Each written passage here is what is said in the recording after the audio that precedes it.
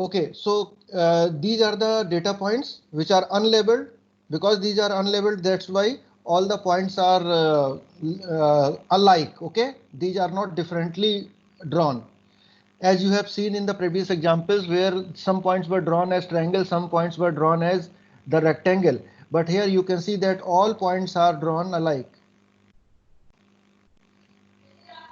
Okay, all points are drawn alike. So to start with, what was the first step of K-mean algorithm? Can you remind? Sir, we will choose center first. We will randomly pick two cluster centers. Okay, so these cluster centers can be any data points in the data set. Okay, for example, you have chosen this. Here they have chosen this particular, this point and this point. These 2 points have been chosen as the cluster centers initially. Okay, so now according to these cluster centers, you will label or you will associate each data point into one of these two cluster centers based on the distances. Okay, so suppose you consider this particular point and measure distance of this point with the cluster C1 and also measure the distance of this point with the cluster C2. Okay, but here you can see that the distance with C1 is less than the distance with C2. Then you will associate this point to C1. Okay, so that's why this point has become the member of this particular cluster, which is you can call it C1. Okay, similarly you will consider the other point and measure the distance of the point with the cluster centers, and based on the distances with the cluster centers you will associate that point into one of the clusters available. So here you in this image you can see, in this diagram you can see that we have two clusters, and these clusters have been created by measuring distances, and every cluster has some data points. So up to this point everything is clear? Please respond. Yes, sir. Okay. Now after doing this, what is the next step of K-mean algorithm? So then it will choose center of the both two clusters. Sorry. Now you will find a new cluster center. Okay. Now you will find a new cluster center. And how will you find that new cluster center? How will you calculate? How will you compute the coordinates of the new cluster center?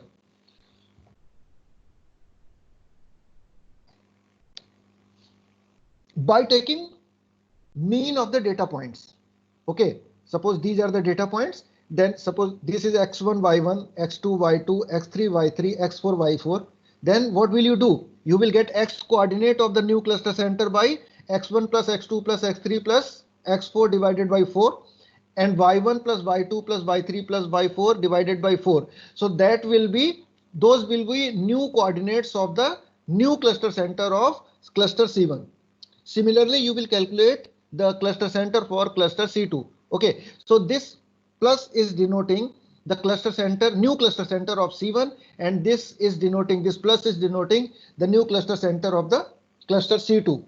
Okay, so these two are the new cluster centers of the clusters.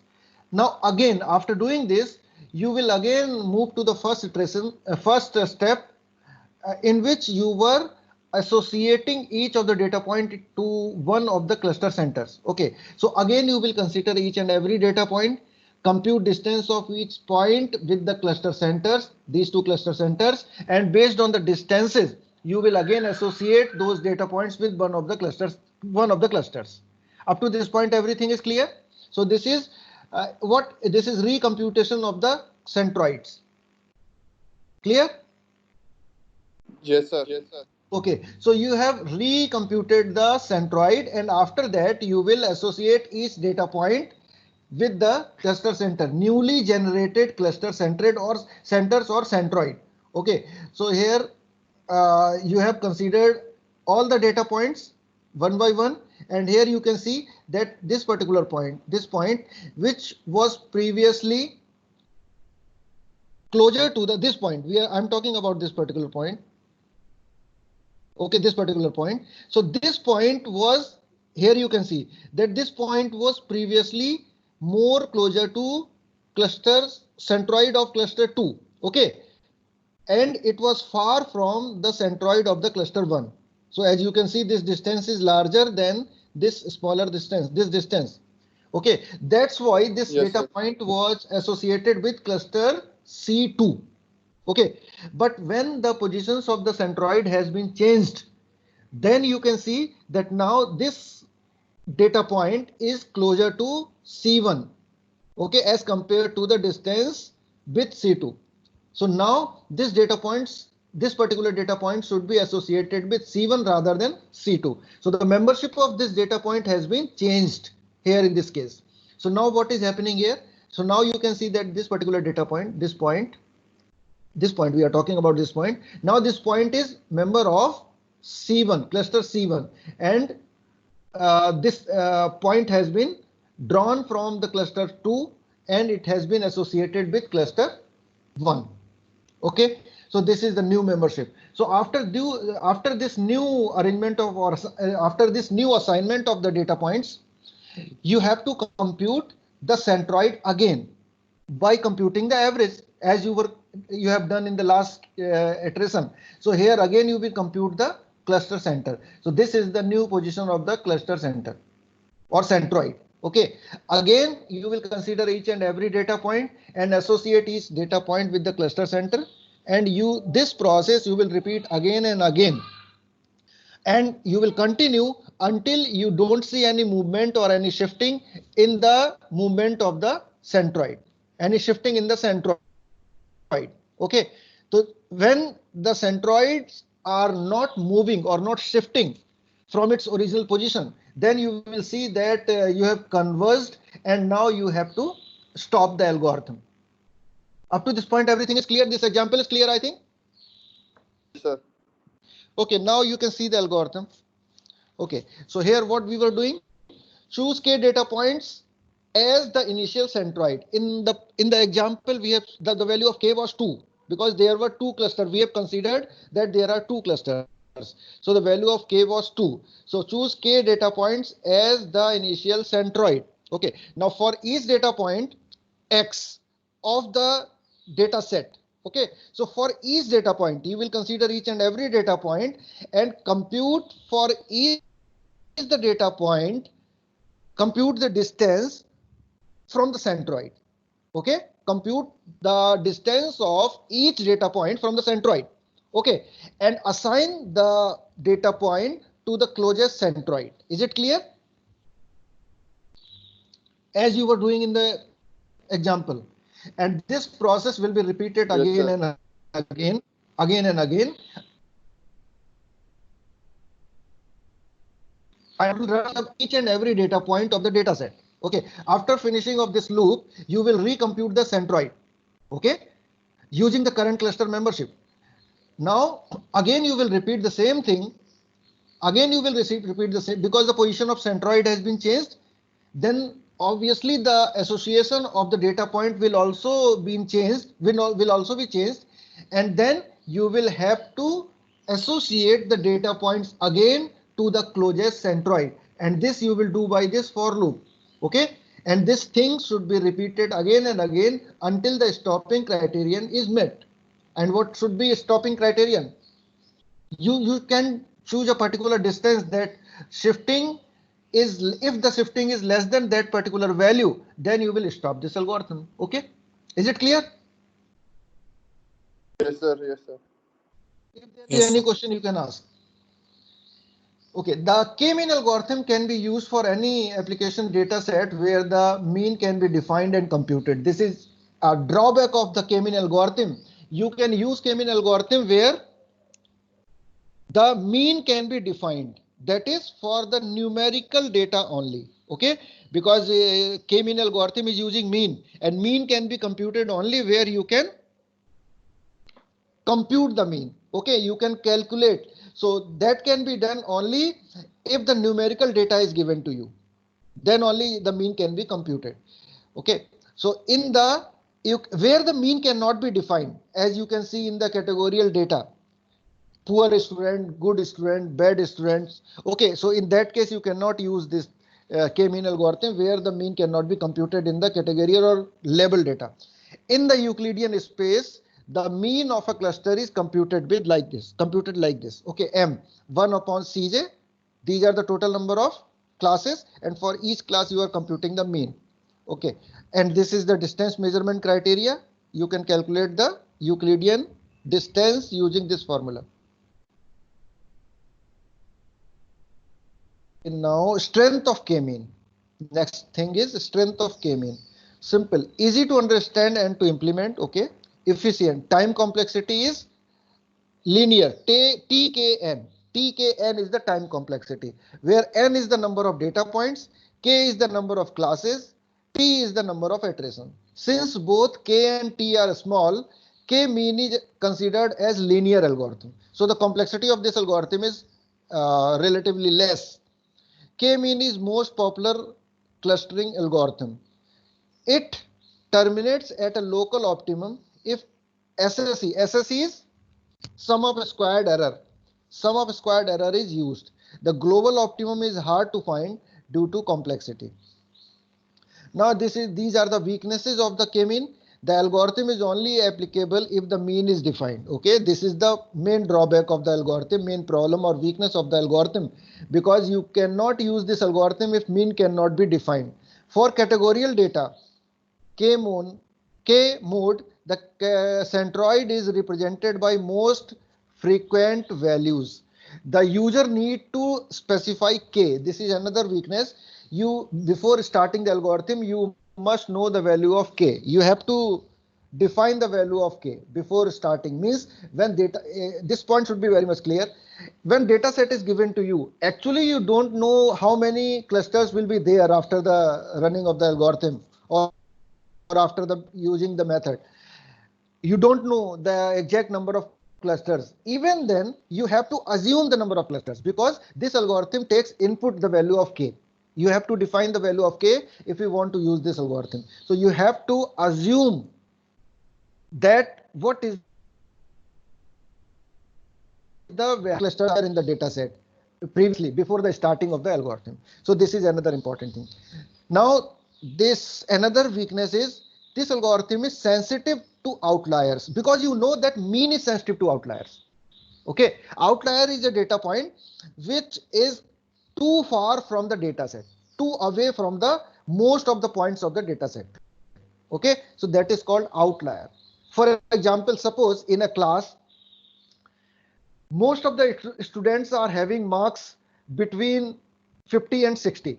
Okay, 99% students have got marks between 50 and 60, but one student has acquired 3.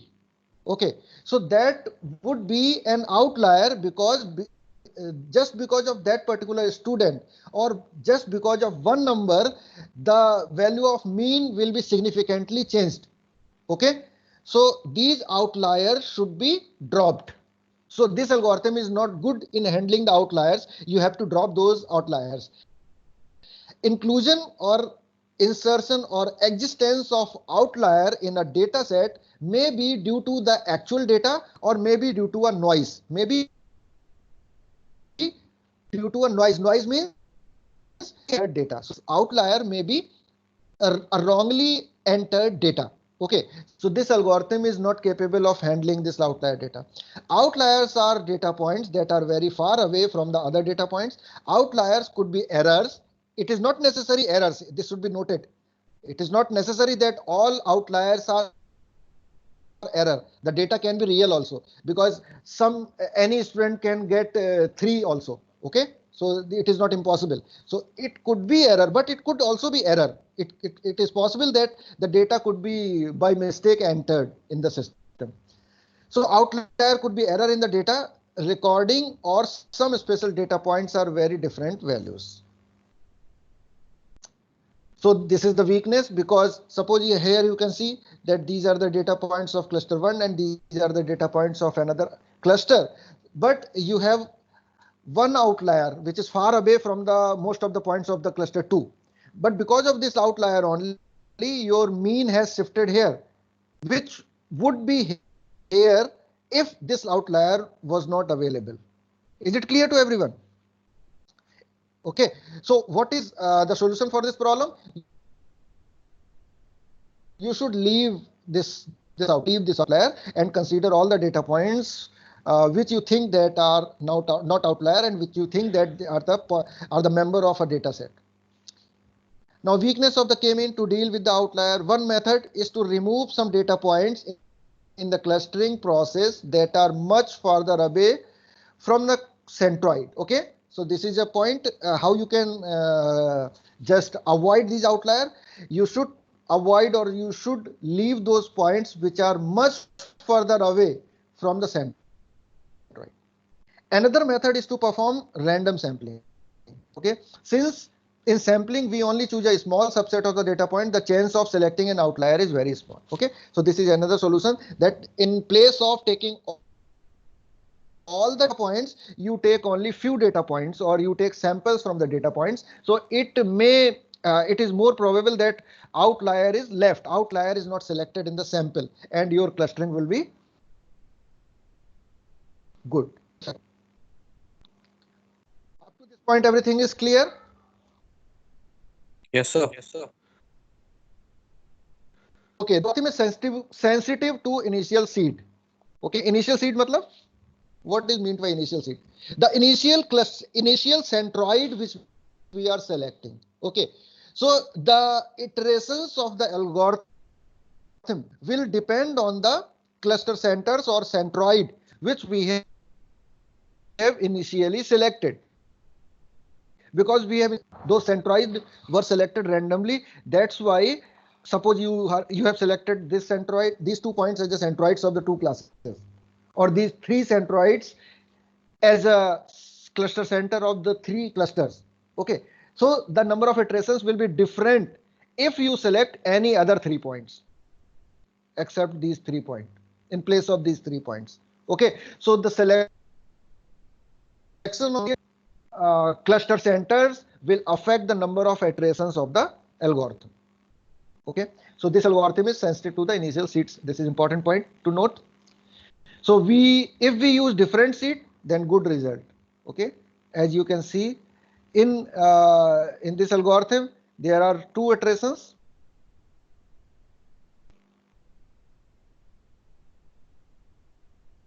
Okay, the grouping is like this, and this grouping is not good, as you can see. Okay, because the grouping should be like this. This should be one group and this should be other group. The grouping should not be like this. But here, when you choose different seeds, then grouping would be like this. Okay, so there are some methods to help choose good seed. Sir अगर जैसे आपने अभी बताया कि वो इस जो ये अभी जैसे सीड इन्होंने इसमें चूज किए हुए हैं, तो सर वो ऊपर नीचे है, तो सर वो अपने आप जब ऑटोमेटिक हम सेंटर में इनको लाएंगे तो ये अपने आप बिल्कुल नहीं बिल्कुल चेंज हो जाएंगे. Finally you will get the same result, there is no problem, but here you have got the result in 2 iterations, but here more iterations would be required. This is the problem. Okay, have you got the thing? Yes sir. Okay, the k-mean algorithm is not suitable for discovering clusters that are not hyper ellipsoid or hyper shapes, hyperspheres. Okay, so the cases where your examples or your clusters are in spherical in shape, the clustering algorithm can be used. But here you can see that these are the natural grouping of the data points, but here if you use k-mean algorithm, then the points will be wrongly assigned. Okay, suppose for these points, these are the points. For these points, if you choose cluster center, that this would be somewhere here at this place. Okay, and for all these points, suppose these are the points, and for these points, if you choose cluster center, the cluster center would be like this. Then the membership of clusters would be changed. So if you use k-mean clustering like this, okay, if you are using k-mean clustering, then the grouping would be like this, but the actual natural grouping of the cluster is this. So this algorithm is effective if the natural grouping of the cluster or natural shape of the cluster is spherical. If the natural shape of the cluster is not spherical, so it would be difficult to cluster using the k-mean algorithm, because it is purely distance based algorithm. Okay, so when the characteristics are changing with the distance, then this algorithm can be useful. But if it is not changing with the distance, suppose these are the points which are yellow colored and these are the points which are red colored. Okay, so this red and yellow colored cannot be distinguished by the distance. Okay, or suppose these are some smooth points and these are some rough points.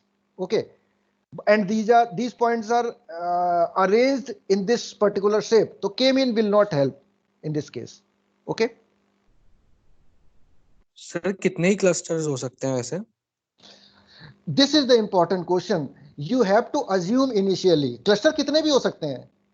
अगर suppose if you have run the same algorithm for k equal to 2, the grouping would be this. Okay, but suppose the same algorithm is run for k equal to 3 or k equal to 4, for example. Okay, then you may have one cluster like this and one cluster making up these data points, one cluster for these points, other cluster for this point. Okay, so then you will be having these points. So it will depend upon, you can consider one example. Suppose in your class, if I say that, okay, divide all students into two clusters or two groups according to their marks. Okay, suppose I say this. Obviously you will be able to divide the students into two groups. You will select a mean point and then you will put one the group of students who are below that point in one group and the students who have got the greater points in other group. So this will be k equal to 2. But suppose I say, okay, divide the student in three groups using the marks. Then what will you do? You will then decide two threshold points, and suppose you say that the students who have got below 30, the students who have got between 30 and 60, the students who have got above 60. Then you will be grouping into three groups. You will be clustering into three groups.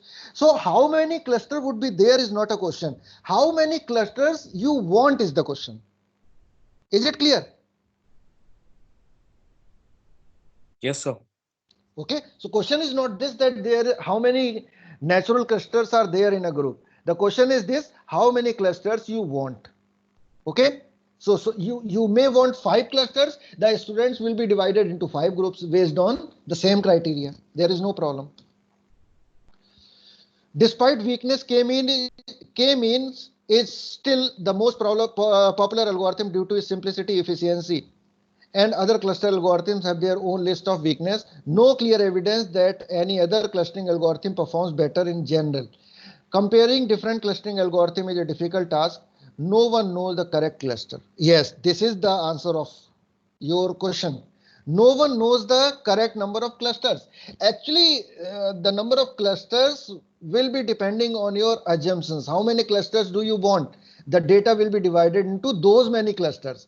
Okay, if you provide the value of k equal to 5, the data will be divided into 5 groups. If you decide that value to be 3, the data will be divided into 3 clusters or 3 groups. So it will be decided according to the value of k which you have chosen. Okay. Is there any problem up to this point? No, sir. Okay. Now the next important type of clustering is hierarchical clustering. Okay. What is that clustering? Produce a nested sequence of cluster, a tree also called dendrogram. Okay. So in hierarchical clustering, you create a dendrogram like this, a tree-like structure. Okay. Now there are two types of hierarchical clustering. One is agglomerative and other is divisive. Okay, agglomerative clustering is also called bottom-up clustering. Now I will explain what this algorithm or what this method is about. What is agglomerative clustering? This is important according to the examination point of view also. So what you do in agglomerative clustering, at the beginning, each data point forms a cluster. Okay, when you start, each data point is a cluster. Now merge nodes clusters that have the least distance. Okay, now you start with the starting, you start by considering each data point as a cluster. So all the data points are kept into different clusters. Suppose you have 100 data points, you consider that there are 100 clusters. Okay. Now you find the clusters which are close to each other, and then you merge those clusters to form one cluster out of two. Okay. So this is how you try reducing the number of clusters, and you will stop when number of desired clusters are achieved. Okay, now merge node clusters that have the least distance go on merging. Eventually all nodes belong to, if you don't have any stopping criteria, then eventually you will get only one cluster when all will merge together. Okay, so this is how agglomerative clustering work. So I'm just starting with the point, with the example. These are P1, P2, P3 up to P5. These are the points, data points. Now you are initially considering that each data point is a cluster. Okay, P1, P2, all are clusters. Now you have seen that P1 and P2 are close to other, very close as compared to other clusters. So the distance between P1 and P2 is least. Okay, then you will merge these P1 and P2 to create one cluster. Okay, so now this particular cluster has 2 points, P1 and P2. Similarly, then you have seen that cluster P4 and P5 are the closest. Then you will merge these two to create one cluster having P1 and P5, P4 and P5. Okay, then again, now you have these clusters. Cluster 1 which has P1 and P2, cluster this second cluster which has only 1 point, P3, another cluster which has 2 point, P4 and P5. Okay, now out of these three clusters you again compute the distance, and you will merge the clusters which are closest to each other. Now you will merge these two clusters, cluster 1 and cluster 3, you can say 3, to get this new merged cluster which has cluster 1 and cluster 3. So this is P1, P2 and P3. Now this cluster 3 has 3 points, has which are P1, P2 and P3, and cluster 2 has P4 and P5. Okay, so again you can merge these two clusters to create just one cluster finally. Okay, but you will stop the algorithm when desired number of clusters are achieved. So this is also called, this is nested clustering. P1, P2 are member of one cluster. Okay, and in the next iteration you just merge this cluster, means cluster 1 with the cluster 3. Okay, to get this cluster. And then again in next iteration what you do, this cluster you compute the distance between these two clusters, and finally you get the final cluster.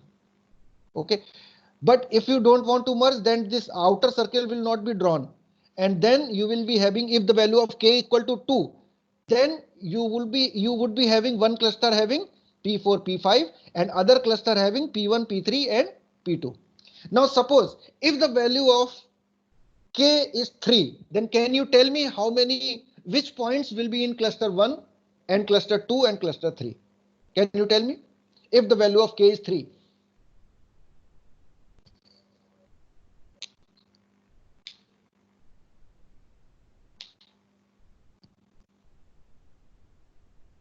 Yes, please respond.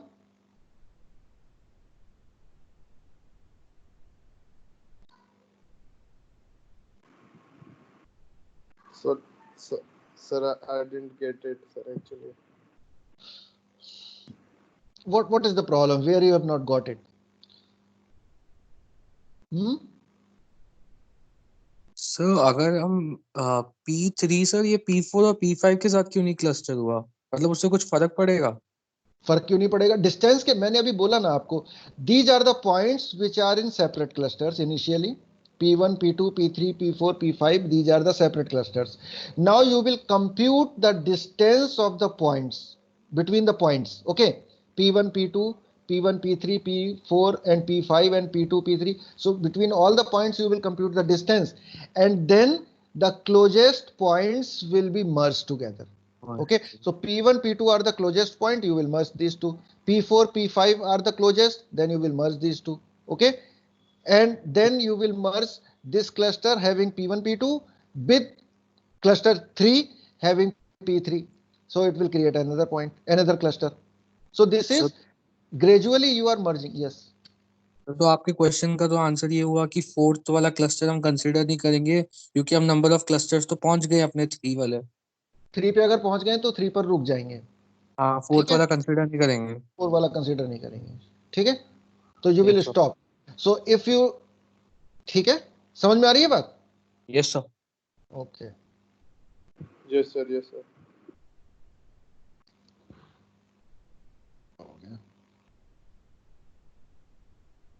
okay. Now important thing in this algorithm is to know the distance between clusters. Okay, if you are not able to measure the distance between clusters, you will not be able to merge clusters, because entire thing is working on the basis of the distance between clusters. ठीक है ना, समझ में आ रही है बात भाई? Okay, if you say that this, what is the distance of this cluster with, अगर यहाँ पे और भी तो clusters हो सकते थे, so you have to compute the distance between clusters. Okay, between these two clusters, between these two clusters, between these two clusters. So you have to compute the distance between clusters. Okay, so cluster distance computation is important in this algorithm.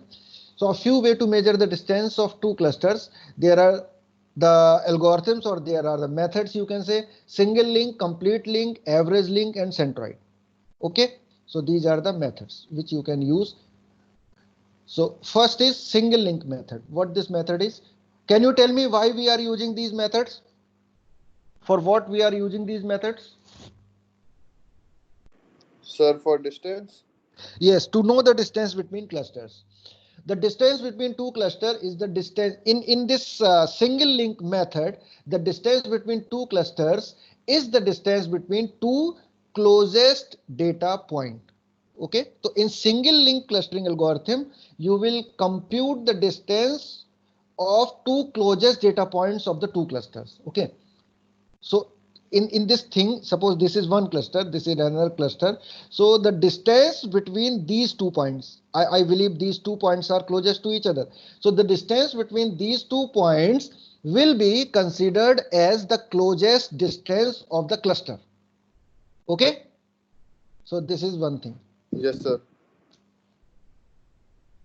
Another is complete link method. The distance between two clusters is the distance of two farthest data point.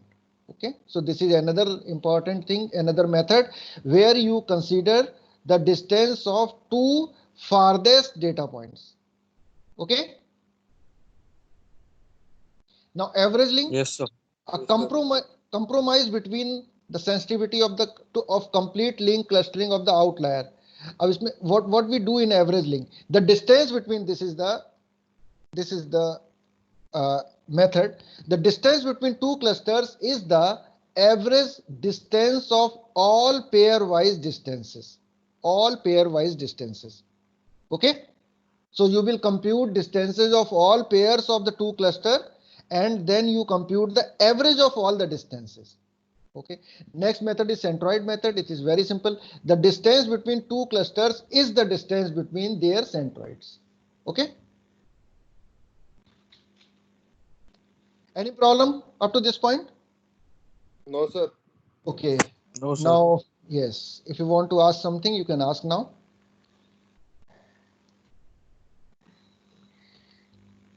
This algorithm is clear? Yes sir. Yes sir. So sir अगर ज्यादा number clusters होते हैं तो वो indicate क्या करता है कि मतलब sorry कॉस्ट ज्यादा हो। सर मैं कह रहा हूँ अगर ज्यादा नंबर ऑफ क्लस्टर्स होते हैं तो मतलब इंडिकेट क्या करता है कि मतलब कॉस्ट ज्यादा लगेगी या मतलब या हमें नहीं फिर से नया देखिए, मतलब करना पड़ेगा। if you take more number of clusters or greater number of clusters, it will increase the complexity of the algorithm first. ये तो important होगा ही. Okay, and also the distance between clusters will be reduced. So the clear distinction between the elements will not be possible. Okay, so you have to carefully choose the number of clusters. बात समझ में आ रही है? Yes sir. जैसे मान लीजिए कि अगर मैं क्लास की ही बात करता हूं, let us take the example of the class again. So if I want to arrange some classes for poor students and some classes for good students also. Okay, and some classes for average students also. It is good. So 3 classes can be arranged or can be conducted. So I can divide according to the performance of the student based on the marks in 3 groups also. Okay, so there would be a fair distance between those points: good students, average student, and the poor students, and we can conduct classes easily. But suppose I say, okay, the number of clusters are 10. In a class of 60, there are 10 number of clusters. So the distance of the performance of the students will be reduced. Okay, and there would be no point conducting 10 classes for different 10 groups and arranging 10 classes for all those students.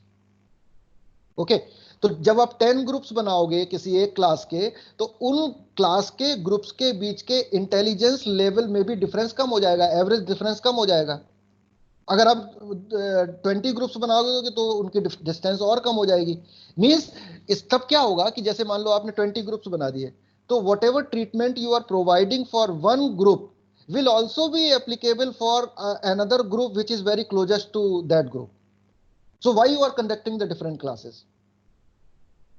Okay, so if you take more number of clusters, it will significantly reduce the difference between the data points or clusters, because you always create clusters for some treatment, for some use.